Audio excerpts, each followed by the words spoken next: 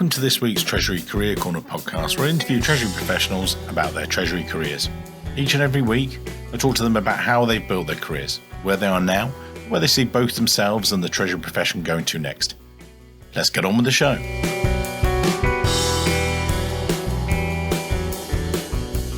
This week's show, delighted to be joined by Alan Goldblatt, the Vice President Treasurer at Farmer Mac.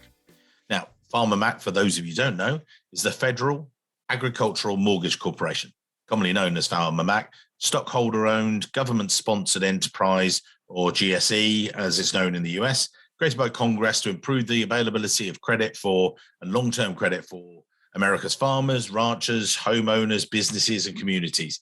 Now, we're really going to get into that a little bit later in the show, but again, we're on a time limit today, so I want to get the most out of Alan and get him doing all the talking, as always.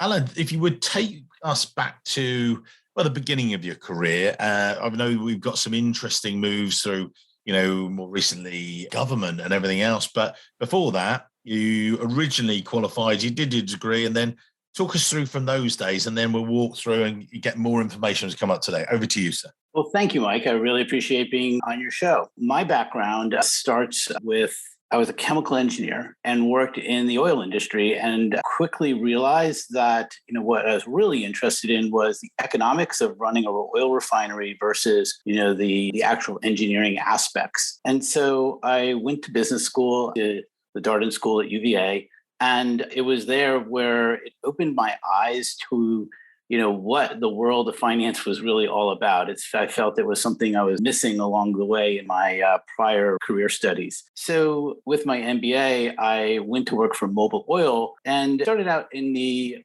oil commodity side with transport and operations. And all that was great till I realized I really had a passion for, once again, going deeper into now finance. And what I ended up doing was going from being involved with understanding the whole trading of crude oil to joining the Treasury Department over at Mobil.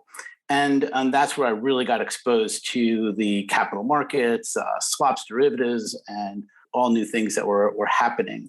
Alan, why was that so interesting to you? I mean, I know that we'll touch on that as we go through the show, but why is that a passion? Is that just that you just love, all things financial risk, or what does it for you? Yeah, it was a combination of being in touch with the markets and understanding how the markets and the economy around the world, because of course, Mobil Global, and it really opened my eyes to, all those economic indicators that come out all the time were truly, truly fascinating and actually had relevance to the things we were doing, at Mobil with managing our risk. And it was, this is where actually my background in engineering came into handy as well, because I was also able to, truly understand not only the hedging, but the stochastic equations behind the I would call Black-Scholes types of calculations that go on with respect to financial derivatives, and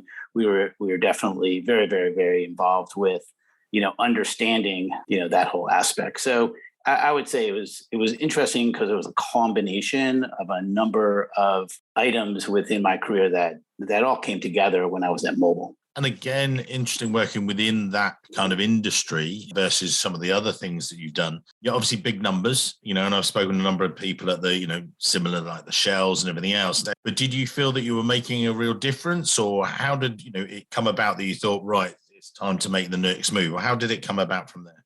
Well, for me, it was, more that, upon the merger with Exxon and Mobil, I figured it was time for me to figure out what the next step in my Treasury career would be. And I realized that there was a gap where I truly understood the markets, but there was areas that I wasn't involved in, such as cash management, M&A in particular, as well as areas regarding the different type of industry altogether. So from there, I went to a company called American Management Systems and was an IT consulting company. Eventually, I worked my way to become the treasurer of that company. And I was so into the M&A world, it was truly fascinating to me and that's also where I really got involved. And this is another area that I was not involved in prior to, financial reporting and how much that matters, with respect to not only financials, but also, the Treasury and working with rating agencies, et cetera. So once again, that was an area that opened up my, career path and expanded my toolkit of things I was involved in. But I then realized that there's one aspect of my career that, was kind of lacking, in that my prior two jobs in the world of finance, I was not at a finance company. And, one of the things that happened with American Management Systems, or AMS, worked very hard to sell the company. And at that point, I moved over to Fannie Mae. I was there during a very interesting time with changes in management, changes in, the way everything was risk managed, as well as eventually the government, taking over control of that company. Can I jump in there and just ask, you went into it with your eyes open. It was a challenging time for the group. And again, we're not going to deep dive in that. But what I mean for you as an individual, you come in with that and it's more the human aspect. How did you cope? What is it like in that environment, and how would you, because there might be other Treasury professionals in a similar situation or facing that, certainly tumultuous times in their markets the past few years. But, how would you say that, what should they think about? How should they do it?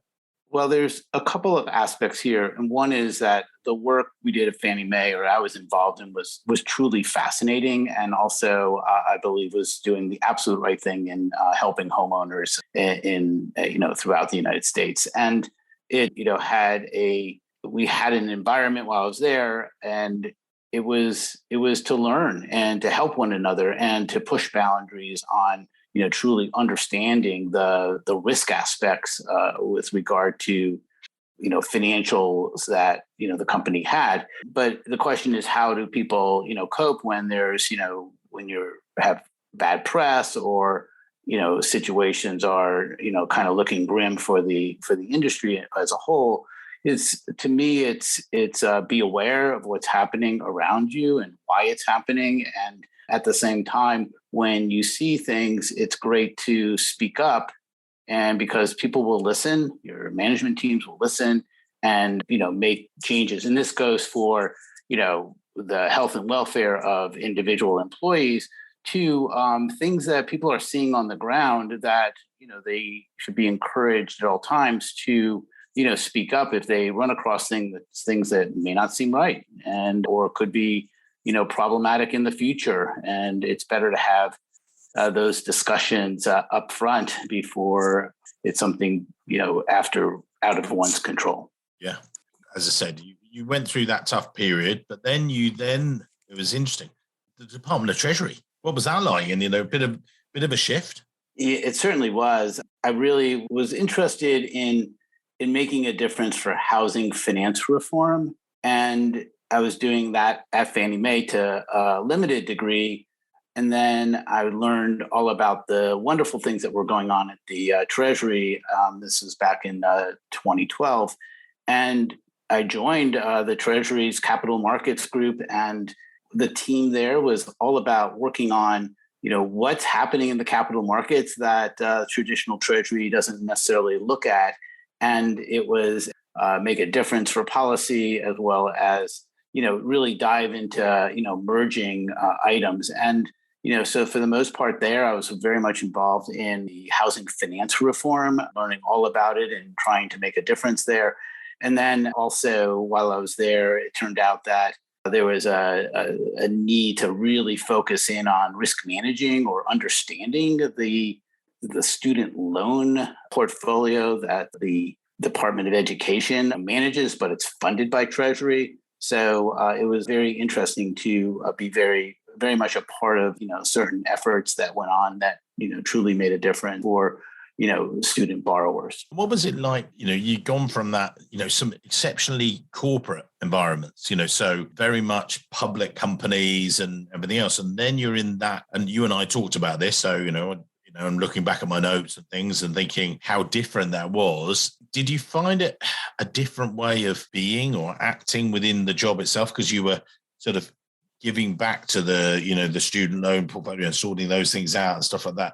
How did it feel differently for you as a Treasury professional, would you say? I learned quickly, and this is something that is not spoken about too much, but there's a fundamental difference between a private industry, or whether or not it's public or private company, but industry versus the government. And really what that difference is, in a nutshell, is that in an industry, basically the corporate management can do anything they want as far as investments, as well as building out their company in the ways and into the market, unless there's a law against it.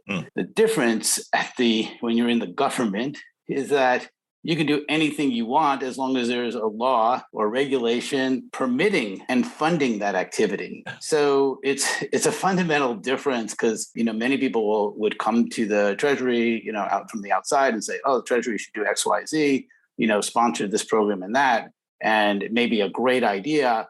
But if we don't have the authority to do so, then it doesn't quite happen, or it happens in a delayed fashion because until the funding gets appropriated. So to me, that was a key learning while I was there. It made it difficult, coming from the corporate environment, to move things quickly. However, the key for working with the government was really understanding the perspective that the government was approaching problems. When I was at Fannie Mae, we approached it in a very logical, financial minded way, and say, oh, we could do this, but it doesn't make sense because of all the money would be lost. And you go to the Treasury Department on the exact same issue, and the differing view was, well, it may be uneconomical today, but the last thing we want to do is have the government, for example, bail out, homeowners again, et cetera, or bail out the corporations, when things go south. And so it's a very different approach and focus, more focused on the very long term and the systemic risks, versus most corporations are focused on the risks that they see, coming up in the near term and in the next couple of years. And you moved from that to renewables. So obviously, one of the, I'll tell you what, you explain, TerraForm, however you say it.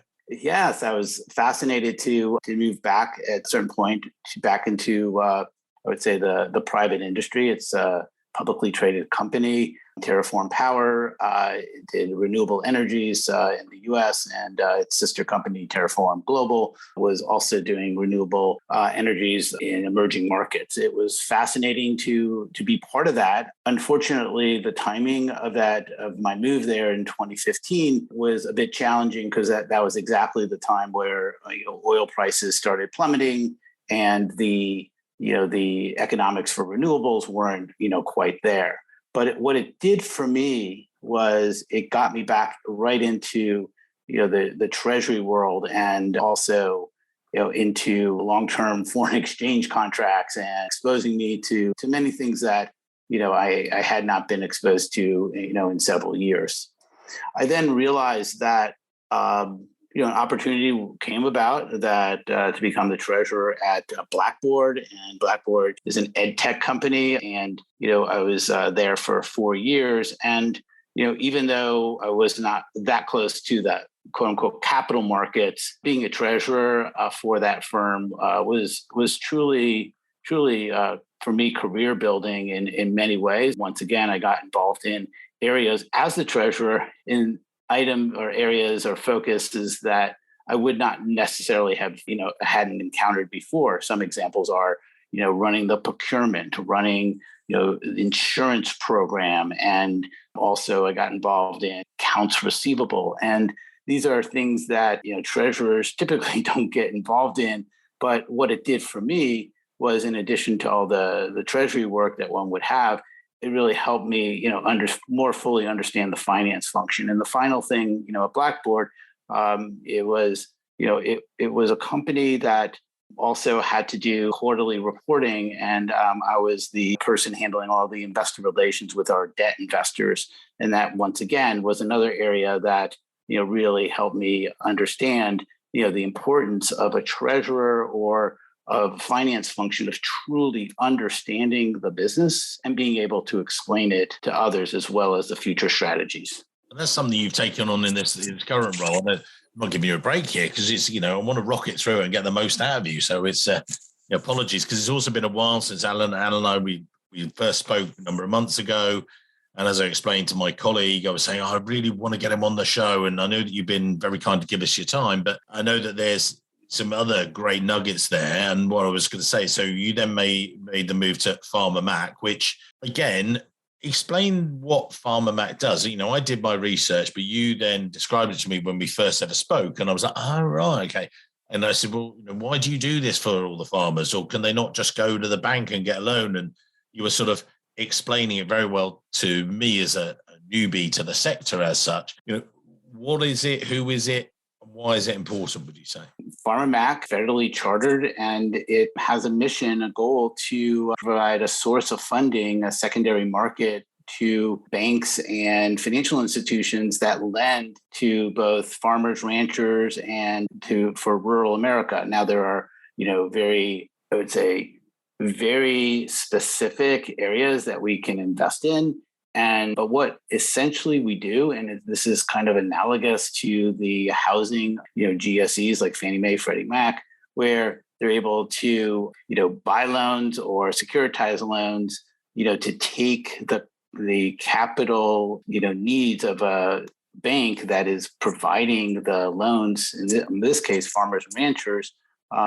By us buying the loans, we're able to give them capital relief such that they are able to make more loans and more loans. And so that's what Farmer Mac's out to do, is to really, help what we call the secondary market in mortgage, I should say agricultural mortgage finance, as well as in the rural infrastructure. And that would be electricity and, renewables as well. And so, sorry, Alan, why is it so needed? Why is there such a requirement for this sort of thing? And again, I touched on it. Again, I'm looking back on my notes, and I thought you gave some great explanation before. Well, essentially, any financial institution that makes loans are, capital constrained and, sometimes liquidity constrained. And in order to, be there for the farming community, for example, those, banks or associations are really there to help, help rural America and the farmers, do what they need to do to make affordable living so that and business opportunities with their farms. And in order to do that, the bank has to, let's put it this way, a bank made 10 loans and held those loans, then it would be capital constrained because it doesn't have enough capital to do any more loans. And so what they do is, by selling the loans that they've originated, over to a company like Farmer Mac, what it would do is it would provide the ability or capital relief for them to make, so many more additional loans. So in a way, it really expands the ability for, the institutions making the originating loans to make more loans. So that's your role now. And, you're doing it very successfully and everything else. Where do you see Treasury developing? I know that, when I originally connected with yourself, it's because I know that you'd done some speaking at some of the conferences and, virtually, and, one day we'll get back to the real world. We know this. But before then, what are your do you see the areas that Treasury should be thinking about now and the future and post, as we move slowly, stumbling out of the pandemic and everything else, right? What do you think is important? Where do you think, be focusing efforts for Treasury and things? The term Treasury is kind of interesting. Particularly what I've seen over time is everyone defines, the Treasury a little bit differently. And I like to look at it, in its most broadest sense. And that is professionals that are in a Treasury type organization. For me, what's important is to continue to move forward in many, many aspects. And, there's of course the challenges of working, moving away from spreadsheets and onto, systems that you can have, really good controls, and it takes away the manual aspects, out of the work that so many people in the Treasury departments are involved with. And it allows them, individuals to really, do more as opposed to just spending their time, ticking and tying numbers, which unfortunately, when you're moving cash, it's very, very important. But having technology, as a partner, it really can make one's life not only easier, but it enables one to spend a lot more time focusing on, what are the risks and potential new things that are coming down the pike. And so when I think of Treasury, it's not just IT, improvements and enhancements. It's really, from my perspective, it is imperative that folks in Treasury should know the business that they are in. It's very easy, and this goes probably for all finance positions, how important it is to truly understand, what is the business and what do we need to be prepared for? Because if the business does something different or unusual, you want to be in the Treasury area in particular ahead of the game, so you're prepared for what's coming. How do you encourage that in your team? You guys are very busy in Treasury as always, and lots of stuff going on. But how do you then I was talking to a couple of clients recently, and they said, that they are focusing on that bigger picture, and they're trying to get some of their team. But some of them are getting it right, and they're getting out to the business alongside their day job. But trying to handhold their team and say, look, you really need to understand the business to help the business. How do you think? Certainly, how do you do it, or how do you think any other treasurer also needs to, focus on the business and helping, the different people out there? Yeah, that's an excellent question. And my role as treasurer is one in which I am involved in, many of the strategies that, the business is undertaking or planning to undertake. And it's my role to make sure it gets disseminated in an appropriate manner to my team members so that, they are aware of what's happening.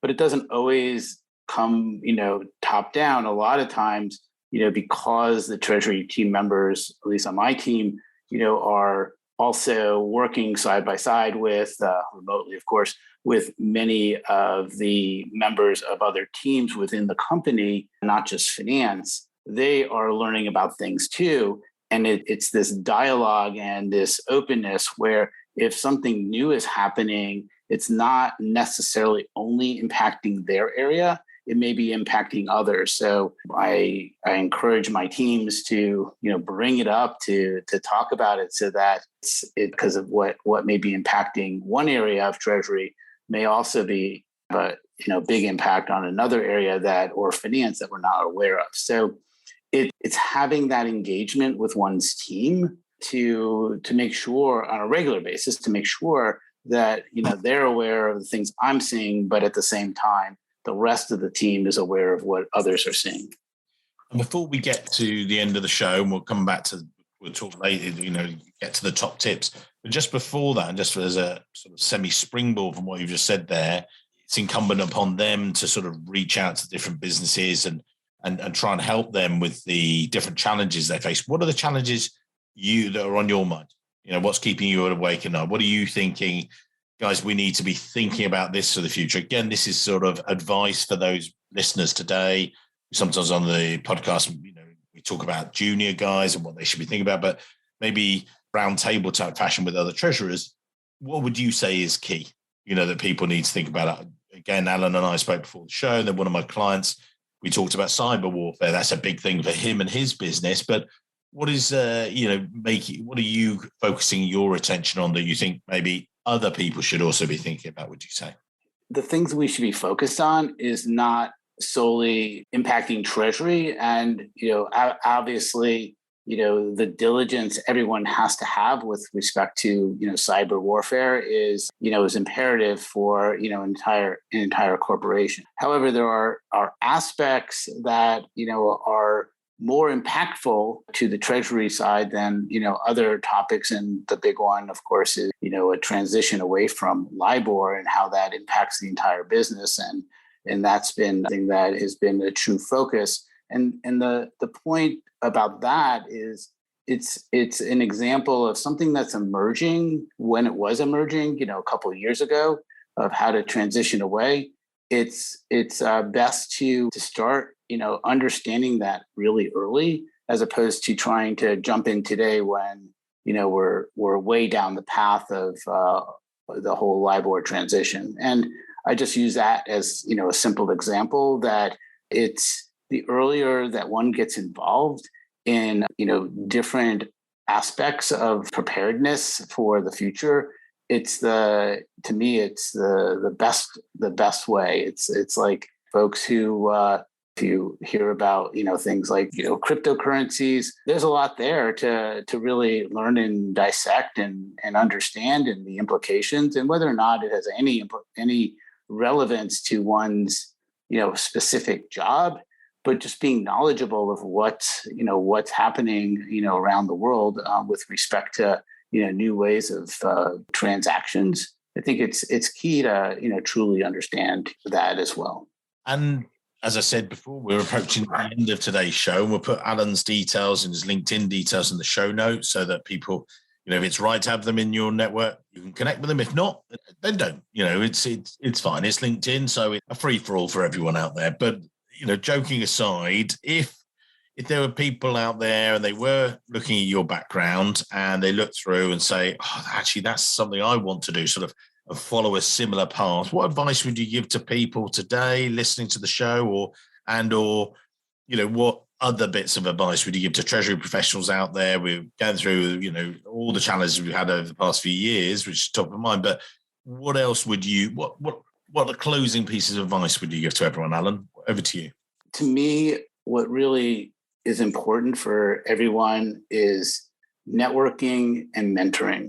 Mentoring folks, if you're in the Treasury field today, mentoring, the junior Treasury team members or people who are not necessarily, in your organization, but establishing the contacts, through networking and maintaining those contacts, over the course of one's career, is truly important, from my perspective. And there's everyone has a different path of how they arrived at Treasury, and it's kind of what shapes one's career in Treasury is not necessarily what you did in the past, but what you learned from your past experience and how you're bringing that to your present job. And I've been able in many occasions to draw upon my experiences in different work situations outside of Farmer Mac that has helped me think about different ways to really make a difference and come up with creative, innovative solutions to what would have otherwise have been a very challenging problem to solve. And you mentioned there about networking as well. That's obviously a key thing, and it's challenging to do in today's time, but you do that very effectively. I've seen you, as I said, I've seen you at different conferences and things. Why do you think that is so important in the Treasury field? It's important in all spheres, but why particularly in Treasury terms, would you say? I think there's two key aspects here. Is that it's really helpful through networking to understand what else is going on in your field. And I don't specifically mean about what jobs are available. Rather, it's more of, what are you working on and what someone else is working on, being inquisitive about, the things that, folks are focused on at various points, in one's career. And, so to me, it's very helpful. And also, through your networks, when you run into a challenging issue or one that you need to talk with people in at other firms or even other industries, just to try to understand best practices, it's great to be able to reach out to that established network that you have to get some advice and from people that you know and trust. It's a lot easier to get those conversations going with folks that you've established a long-term relationship with than the many cold calls that people would get. And it's also the same, oftentimes, you only hear from someone when they're looking for a job. That's okay. But at the same time, building that longer term relationship is key. And one thing you mentioned about, it's challenging to do all this in a virtual environment. I would argue that it is also the virtual environment has facilitated, a lot of networking. It's a lot easier to arrange, time to meet with someone for, a video chat for 30 minutes versus, the traditional way of trying to, find the time to meet and travel to meet for coffee or something like that. I do not mean to minimize the importance of face-to-face interactions. Those are key in and among themselves. However, there are, lots of ways to really connect and stay connected with people, in today's environment. Yeah, just looking back, draw upon your past experiences by, as you say, taking a step back and looking at things and considering it and things. We've got the networking, we've got the mentoring, and I think actually not dissimilarly there. And you mentioned about having that strength of network and building up through virtual. Similar with, I say this sometimes when I do LinkedIn sessions, so that if you've only got 4 or 5 people in your LinkedIn network, you can't really turn to people and get their advice. Whereas, as you say, if you've got that massive bench, you can go, oh, actually, I'll call Bob or I'll call Jane about this, and they can give me maybe a bit of input from their side. So brilliant advice, sir. Brilliant. So amazing. Thank you for your great words there. And well, as I say, we'll put your LinkedIn details in the show notes so you can connect if it's appropriate or whatever. It's been long overdue, and thank you for your time, Alan. I can't wait to see you virtually or really one stage soon. Well, thank you, Mike. I really appreciate being a participant on your podcast. It's truly an honor to be here. So thank you. Thanks. Hello, it's Mike here again. I hope you enjoyed this week's show. If you did, then maybe you want to follow the show or subscribe, depending on where you listen, whether that's iTunes, Spotify, or another great place to listen to the show from. It's totally free and means that you'll be the first to see each and every week when we release a new show. And maybe whilst you're there, you could even leave a quick review. Reviews and ratings are among the most important metrics for a podcast to effectively rank. And as you can probably appreciate, the podcast is a lot of hard work to produce every week. It'd be amazing. Just take, say, 20 seconds, leave a quick review of my amazing guests and their great career stories. We'd really appreciate it. Thanks very much, and I can't wait to see you soon.